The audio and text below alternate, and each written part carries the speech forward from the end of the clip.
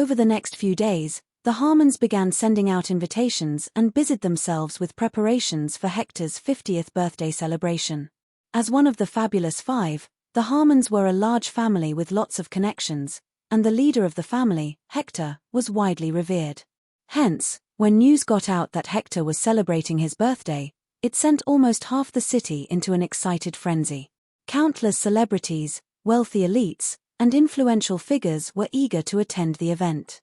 Bright and early in the Harmon estate 5 days later, the entire household bustled with activity. It was truly a grand affair, as not only was it Hector's birthday celebration, but it was also the day that Tyler was coming for Natasha. The Harmons needed all the support they could get to pressure Tyler into backing off. Back in her room, Natasha studied her face in the mirror, admiring how fair and supple her skin was now. She was pleasantly surprised by how well the wound healed. She had steered clear of mirrors for quite a while after her face was wounded, as she dreaded seeing the state her face was in. But now, there was absolutely no trace of the ghastly wound, and it did not even leave behind a scar. In fact, her skin seemed to glow under Dustin's careful nursing. It was apparent that Dustin's ointment was not only capable of healing wounds, but it also had beautifying effects. "Who'd have thought that your ointment was so effective, dear? There's not even the slightest hint of a scar." Natasha caressed her face in awe. "I told you that there wouldn't be a scar, didn't I? Do you trust me now?" Dustin smiled. "This is brilliant. Immortunal can restore a person's beauty, and this ointment can heal wounds without leaving a scar. If we put both of them together, they'd be a hit." A superb idea hit Natasha then and there, and her eyes lit up. "Can you produce this ointment in large volumes, dear? With advertising done right, I'm certain this will be our next bestseller. You've got such a sharp mind. But I'm afraid I'm going to have to let you down this time." Dustin shook his head with an amused smile. "The ingredients used for this ointment are too precious. Some of them are worth their weight in gold, so it'd be tough to manufacture them in bulk. I only make them for my own use." What a shame. Natasha was disappointed at the missed opportunity to haul in yet another fortune. As a self-made businesswoman, it was almost instinctive for her to identify and seize every opportunity to generate income and profit. "Of course, if you think that it's got potential, I can change up the formula a bit," Dustin suggested. "I can swap out the rare herbs for other more common ingredients, and it'll bring down the cost by several folds. However, the effects will be affected." "How so?"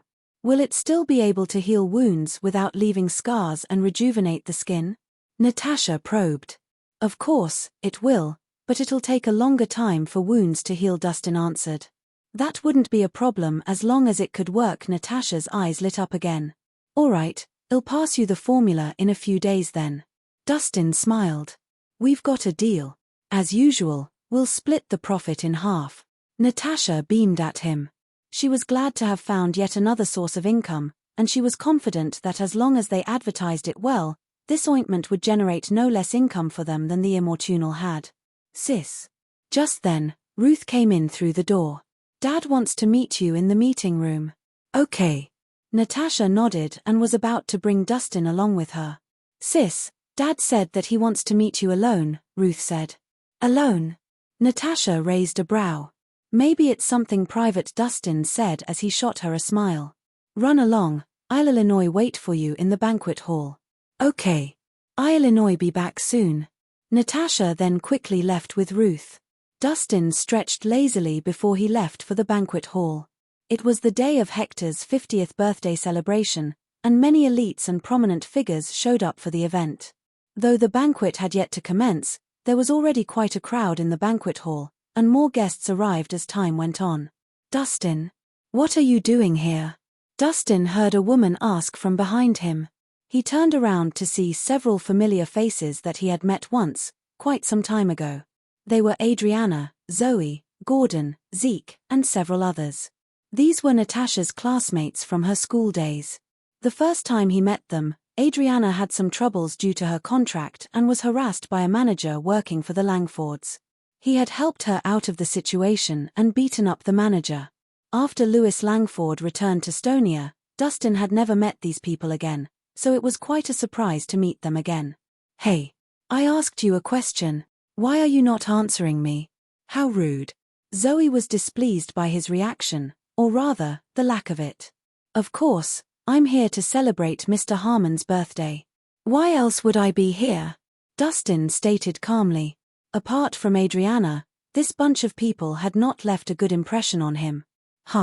I see you're still hounding Natasha. Don't you know where you stand? Zeke ridiculed. I've got a piece of advice for you, Dustin.